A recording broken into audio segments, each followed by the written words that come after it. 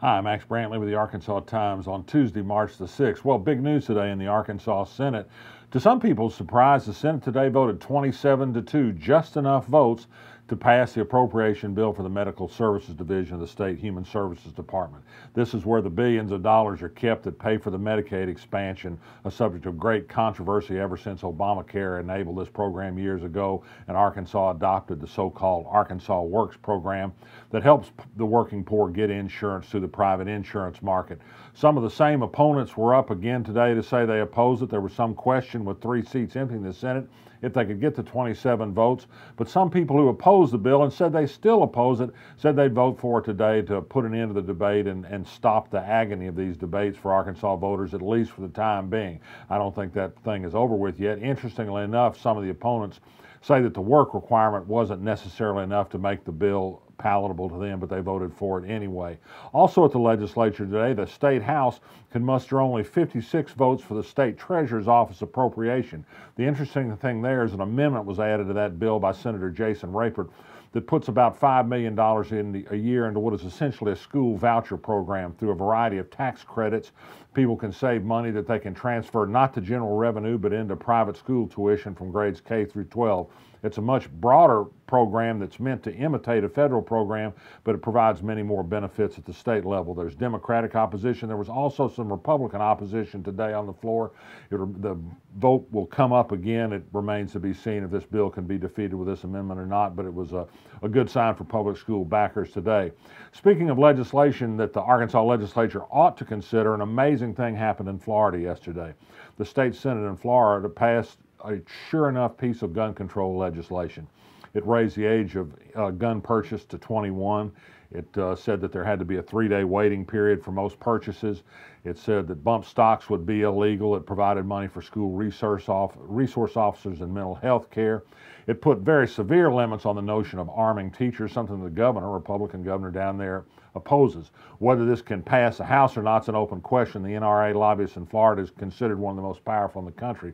But there's some good ideas in this bill. If they can pass the Florida Senate, maybe there's some hope from some of these things being replicated elsewhere, particularly with a strong lobbying effort. Disability Rights Arkansas is a group, a nonprofit that looks after the interests of disabled people in Arkansas. It issued a report today that says Arkansas is not moving quickly enough to put in place federal legislation that encourages full integrated employment for disabled people. In Arkansas, some 2,800 people are still working in 40 so-called sheltered workshops where they're paid sub-minimum wage and are segregated from regular workers. Disability Rights has a plan that says it can improve that and that Arkansas is not moving fast enough, as some of the people in the rest of the country are. The Walton Family Foundation did some good today. It gave $1.1 million to the Big River Trail Initiative. That's a trail system on top of the Mississippi River levee. They'll add 30 miles between Marianna and Helena for a good long bike ride on top of the Mississippi River levee. They said this would be good for economic development in the region, by the way, good for your health. In Stuttgart last night, a woman drove a car into an intersection in Stuttgart and a number of men started firing on it. One man was killed and another man was wounded. Not sure yet why that came about.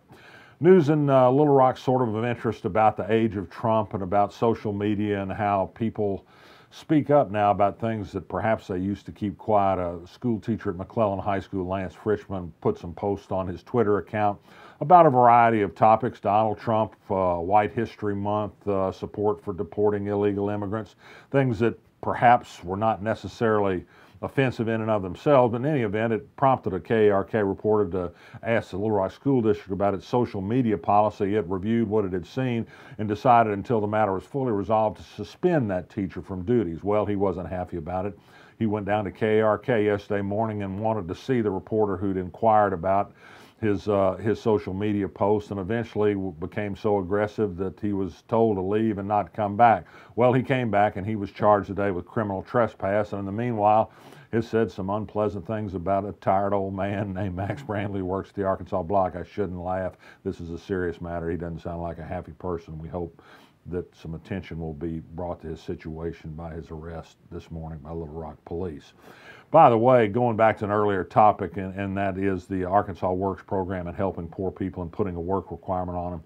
If you read anything this week, read Ernest Dumas' column in the Arkansas Times about the history of trying to force people to work and the success in those kind of programs and the idea about who is deserving and who is not, and how inefficient this program of making people work is likely to be, and the punishment that's likely to be exacted on people who, for reasons for which they have no control, are unable to work for some period of time. Do you want to resist? Here's one way to do it. Go online, go to arkansasblog.com, and you can find the link. The Arkansas Citizens First Congress is gathering petition signatures to protect the Buffalo River from hog waste in the form of factory hog feeding operations.